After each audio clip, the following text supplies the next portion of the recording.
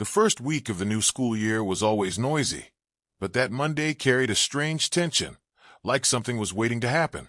Students filled the cafeteria with their usual chatter, the scraping of chair legs, the slam of lockers outside, and the clang of steel trays being passed across the counter. But the noise slowly shifted when the doors creaked open, and a girl no one had seen before stepped inside. She was thin, holding her books tightly to her chest, her eyes scanning the room as if trying to find a safe space. Her clothes were simple, her hair tied back in a neat braid, and there was an aura of someone who had experienced far more than kids her age ever should. Her name, though no one knew it yet, was Lena, a transfer student who had arrived in town only 2 days earlier.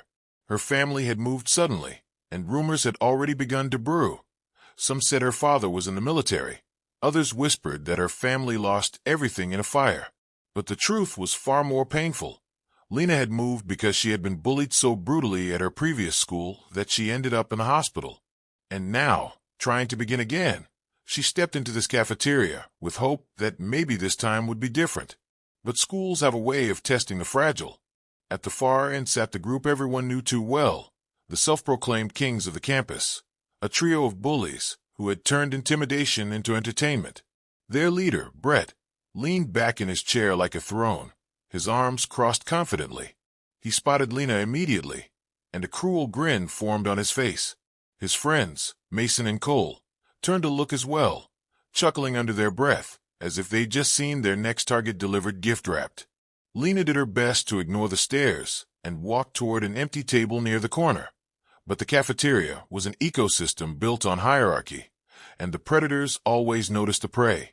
As soon as she placed her tray down and sat, Brett stood up, cracked his knuckles dramatically, and strutted across the room.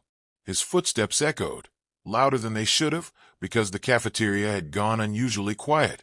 It was the kind of silence that meant trouble was coming, and everyone sensed it. Lena kept her head down, pretending not to notice as Brett's shadow appeared over her, but her hands trembled slightly. "Hey, new girl," Brett said, leaning on the table as if already claiming ownership of the moment. "You're sitting in our spot." His friends laughed behind him, and students around them watched with wide eyes, but said nothing. Lena swallowed, trying to keep her voice steady. "There are many empty tables," she replied softly. "I'm not bothering anyone."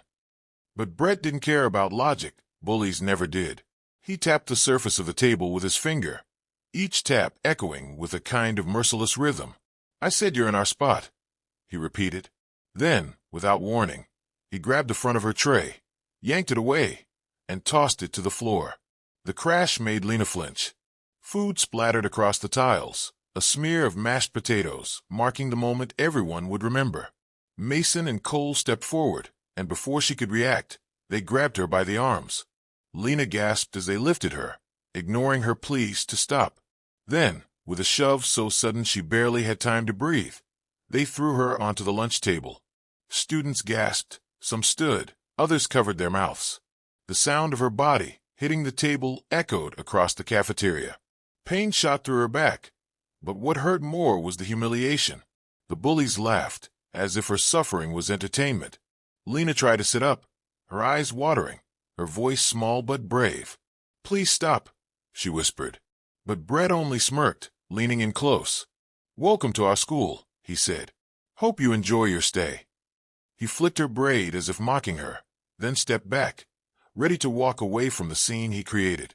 But that was the exact moment everything changed, because something unexpected stirred at the back of the cafeteria. Something that made even the boldest students freeze in place. A deep, rumbling sound rolled through the cafeteria, not loud, but powerful enough to make heads turn. At first, no one could tell what it was. The echo of footsteps, the dragging of something heavy, but when the cafeteria doors were pushed open with a force that rattled the hinges, the entire room collectively inhaled. Standing in the doorway was a man, tall, broad-shouldered, and dressed in worn black boots and a jacket that looked like it belonged on someone who lived more on the road than in town.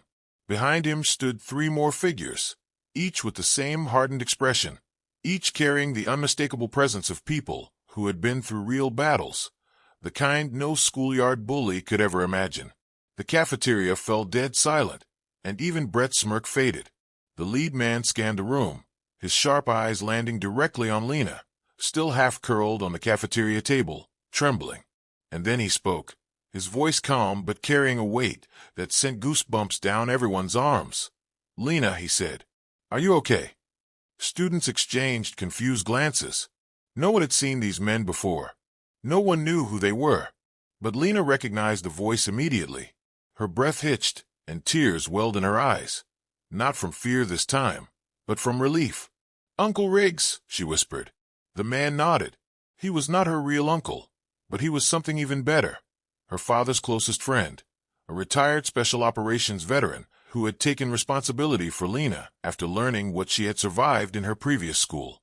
Riggs stepped forward, his boots thudding like warnings against the tile. Mason and Cole quickly backed away, fear creeping into their faces. Brett tried to look confident, but his expression betrayed him. Riggs reached Lena and gently helped her sit up, placing a steady hand on her shoulder. "I told you," he murmured softly. "If anyone ever tried to hurt you again, I'd be here." Then he turned around. The look Riggs gave the bullies could only be described as terrifying. It wasn't loud, it wasn't violent, but it carried a kind of cold fury that made the cafeteria feel 10 degrees colder.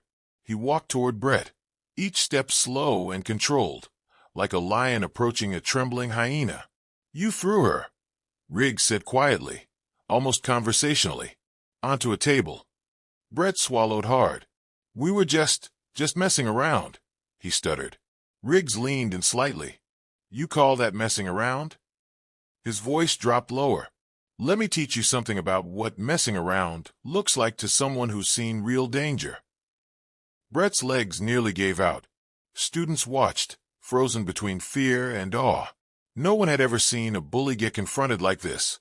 Not by another student, but by someone who radiated real authority. At that moment, the principal rushed into the cafeteria, breathless, likely alerted by students running from the hallway. But even he paused when he saw the scene. Rigid bullies, a furious veteran, and Lena clutching her side. Riggs straightened and addressed the principal calmly. "These 3 assaulted her." His voice echoed with controlled anger. "And I expect immediate action." Brett opened his mouth to defend himself, but the principal cut him off sharply. "All 3 of you to my office. Now." The bullies didn't walk, they bolted, literally running for their lives, because they knew one thing. Riggs wasn't a man they wanted to challenge further. Once they disappeared down the hall, Riggs returned to Lena, lifting her gently off the table as students watched in stunned silence. Some of them stepped forward, ashamed they hadn't helped earlier. A girl placed Lena's fallen books back into her hands. A boy apologized for not intervening. For the first time, Lena wasn't alone. Riggs walked her out of the cafeteria, and as he did, the entire atmosphere shifted. Students whispered, not about the bullying, but about the courage it took to stand up, not through violence, but through strength, presence, and truth. That day became a turning point for the school. The bullies were suspended, eventually expelled, and the cafeteria that once echoed with cruelty found itself learning about compassion instead. Lena became the girl no one messed with, not because of fear, but because everyone finally understood the weight of what she had survived. And as for Riggs, his message would be remembered for years. Strength isn't about hurting the weak. It's about standing up so the weak don't have to stay weak forever.